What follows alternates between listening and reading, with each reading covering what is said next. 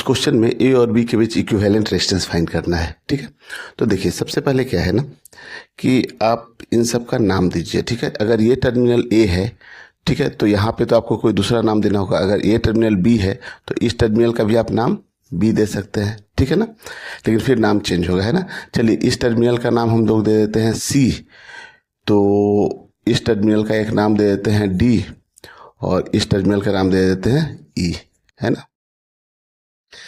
ठीक है, इस टर्मिनल का नाम दे दिए ई।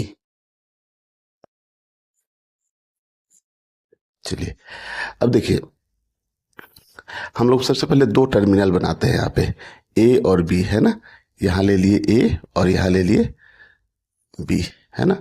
ये ए है, ये बी है। ठीक है, अब देखिए यहाँ पे इसके बीच में तीन टर्मिनल और है, सी डी और ई, है ना, सी डी और ई।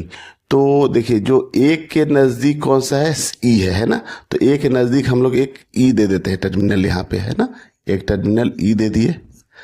ठीक है, और बी के नज़दीक में एक जो सबसे पहले टर्मिनल आपको दिख रहा है सी, है ना, तो बी के नज़दीक में एक सी दे दीजिए, है ना।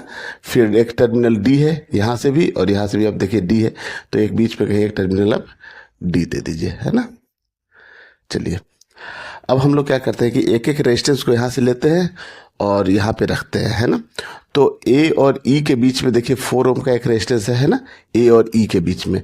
तो यहाँ से ए और ई के बीच में एक 4 ओम का रेजिस्टेंस रख लिए, ठीक है ना। अब देखिए फिर यहाँ देखिए डी और ई के बीच में 3 ओम का रेजिस्टेंस है, डी और ई के बीच में। तो डी और ई के बीच में एक और हम लोग 3 ओम का रेजिस्टेंस बना लिए, है ना, ये 3 ओम का है। फिर आइए आगे, यहाँ पे सी और डी के बीच में 3 ओम का रेजिस्टेंस है, तो सी और डी के बीच में एक और 3 ओम का रेजिस्टेंस है। ठीक है, ये 3 ओम का रेजिस्टेंस है।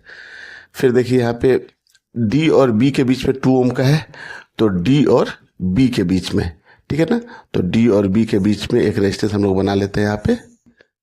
ठीक है, ये रेजिस्टेंस है 2 ओम का, है ना।